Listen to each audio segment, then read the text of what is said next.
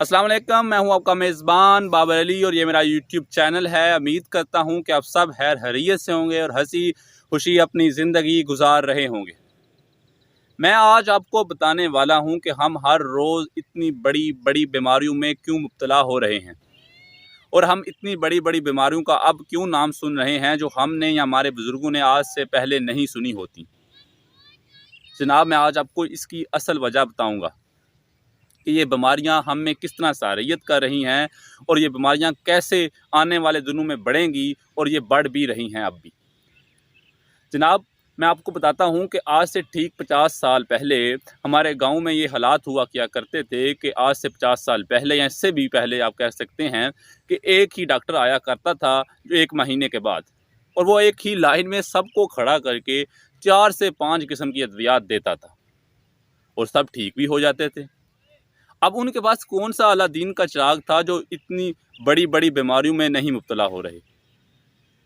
मैं आपको बताता हूँ, जो जिस ज़मीन पे मैं आज खड़ा हूँ, ये ज़मीन आज से 60 साल पहले, या आप ये कह सकते हैं फर्टिलाइजेशन से पहले, ये ज़मीन 1 एकड़ हमें 10 से 12 मन गंदम देती थी। लेकिन अब क्या है, अब जब आबादी बढ़ रही है और खुराक की किल्लत के पेश नज़र हम इस ज़मीन में फर्टिलाइजेशन करते हैं और ये ज़मीन हमें अब 1 एकड़ 40 से 50 मन गंदम भी देता है। जनाबे वाला, ये कैसे?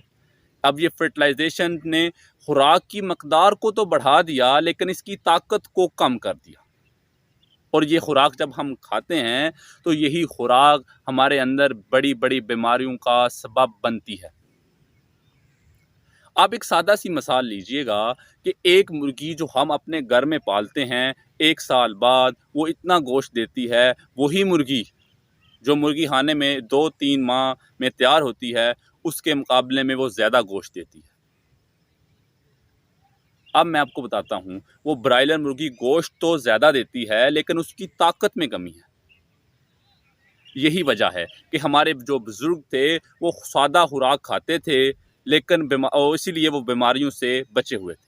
लेकिन फिर क्या हुआ कि दुनिया की आबादी बढ़ने लगी और आबादी की पेश नज़र हमें इनमें फर्टिलाइजेशन करनी पड़ी, और ये ज़मीनें अब हमें खुराक तो ज़्यादा देती हैं लेकिन इसकी ताकत में कमी आ रही है।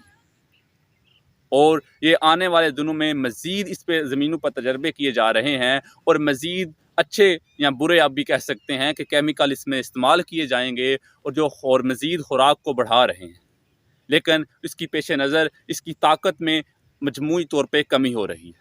और इसीलिए जब ये हम खुराक खाते हैं तो ये आहिस्ता आहिस्ता हमारे अंदर बीमारियों का सबब बनना शुरू हो जाती है, और फिर हम आजकल बड़ी बड़ी बीमारियों का नाम सुनते हैं। हमारे पास हर किस्म का अलहदा हर चीज़ का स्पेशलिस्ट तो मौजूद है लेकिन बीमारियां फिर भी कम नहीं हो रही। लोग आए रोज़ बीमार हो रहे हैं, उसकी असल वजह यही खुराक है। उम्मीद करता हूं कि मेरी आज की वीडियो आपको ज़रूर पसंद आई होगी। मुझे अगले व्लॉग तक दीजिएगा इजाज़त। अल्लाह हाफ़िज़।